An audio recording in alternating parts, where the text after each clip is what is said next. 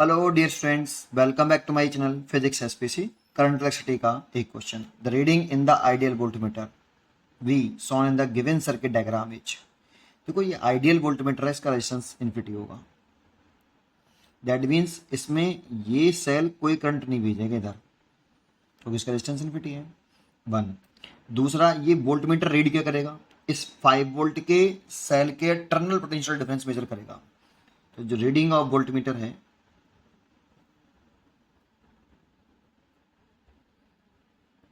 Voltmeter, वो इस cell का जो टर्मिनल पोटेंशियल डिफरेंस है, terminal potential difference of cell 5 volt, ये वाला 5 वोल्ट है ना, इसका टर्मिनल पोटेंशियल डिफरेंस मेजर करेगा भाई। ठीक है, रीडिंग ऑफ वोल्टमीटर। अब ये सेल का टर्मिनल पोटेंशियल डिफरेंस कैसे निकालेंगे उसे देखते हैं। पहले यहां से पहले देखो ये करंट ऐसे निकलेगा। देखो ये वाला करंट कैसे निकालना है? ये करंट निकालना है आपका ऐसे, ये वाला करंट ऐसे, दैट मीन्स एंटी क्लॉकवाइज। और ये वाला, ये भी ऐसे निकालना है, देखो ऐसे। और ये वाला भी एंटी क्लॉकवाइज, ये वाला एंटी क्लॉकवाइज, ये वाला एंटी क्लॉकवाइज, ये वाला एंटी क्लॉकवाइज, ये वाला एंटी क्लॉकवाइज। देखो सारे सेल यहाँ से लेके यहाँ तक सारे सेल एंटी क्लॉकवाइज करंट निकाल रहे हैं। ये भी एंटी क्लॉकवाइज, ये भी एंटी क्लॉकवाइज, ये भी एंटी क्लॉकवाइज, ये भी एंटी क्लॉकवाइज, ये भी, ये भी, ये भी और ये भी। और इसमें तो कोई करंट जाएगी नहीं क्योंकि इसका रेजिस्टेंस इन्फिनिटी, आइडियल वोल्टमीटर बोल रखा है। तो सारी करंट में ऐसे करंट रहेगी। और एक वायर में, सिंगल वायर में करंट एक ही मैग्नीट्यूड होता है बेटा, ऐसे है ना। जितना पॉजिटिव टर्मिनल से निकलता है सेल के, उतना ही नेगेटिव टर्मिनल में एंटर करता है। तो इसीलिए सारे सेल सीरीज कॉम्बिनेशन में है, ये करंट आई रहेगी ऐसे ऐसे ऐसे, ये सब सीरीज कॉम्बिनेशन में है, करंट सेम है और सब एक ही डायरेक्शन में करंट निकाल लें एंटी क्लॉकवाइज, इसलिए सबका ईएमएफ ऐड हो जाएगा। तो नेट ईएमएफ कितना हो जाएगा सर्किट का, पूरे का?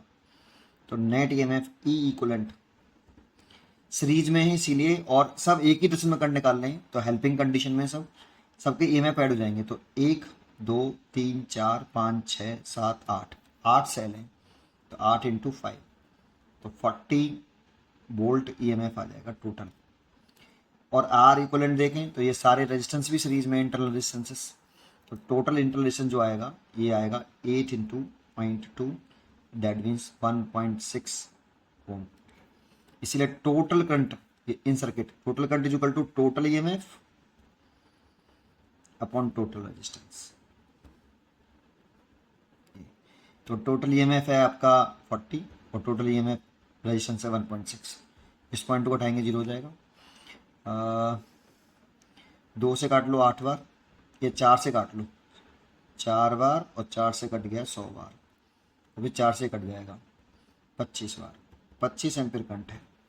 तो ये जो करंट है ना 25 एम्पियर, ये ऐसे फ्लो कर रही है बेटा, 25 एम्पियर ऐसे है ना, 25 एम्पियर, ये 25 एम्पियर। इसमें कोई करंट नहीं जाएगी भाई, आइडियल वोल्टमीटर है। अब ये वोल्टमीटर जो रीड करेगा ना, वो इस सेल का टर्मिनल पोटेंशियल डिफरेंस मेजर करेगा। अब देखो ये सेल डिस्चार्ज हो रहा है, चार्ज हो रहा है, देखो पॉजिटिव टर्मिनल से करंट निकल रहा है, तो ये डिस्चार्ज हो रहा है। तो terminal potential difference of cell निकालें इस 5 वोल्ट का।